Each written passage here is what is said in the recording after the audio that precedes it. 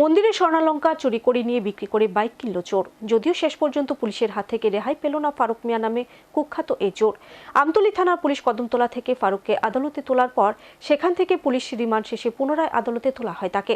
আগরতলা সূর্যমণি নগর কালী মন্দিরে দুঃসাহসিক চুরির ঘটনায় এর আগে আরও 3 জনকে আটক করতে সক্ষম হয় পুলিশ।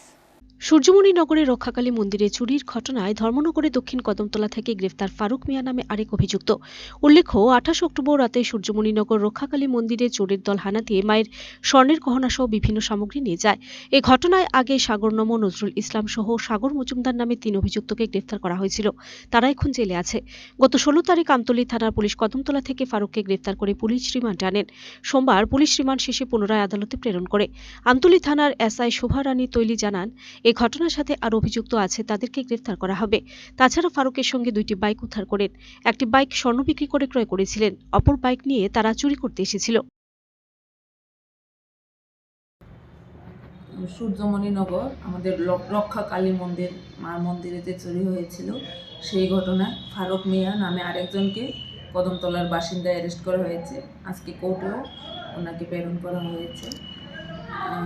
অ্যাকচুয়ালি এই ঘটনায় যারা যুক্ত ছিল এর আগে 3 জনকেও অ্যারেস্ট করা হয়েছে। টোটাল 4 জন অ্যারেস্ট হয়েছে। বাকি আরও ইনভলভ আছে কিনা ইনভেস্টিগেশন চলছে। আর ফারুক মিয়া অ্যারেস্টের সঙ্গে সঙ্গে আমরা 2টি বাইকও সিজ করেছি। চুরি যাওয়া স্বর্ণের অনেকাংশেই সিজ হয়ে গেছে, রিকভারি হয়েছে।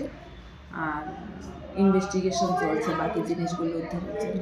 ম্যাডাম, এই ঘটনায় এর আগে কতজন গ্রেফতার হয়েছে? এর আগে 3 জনে গ্রেপ্তার হয়েছিল। ফারুককে নিয়ে টোটাল 4 জন অ্যারেস্ট হয়েছে।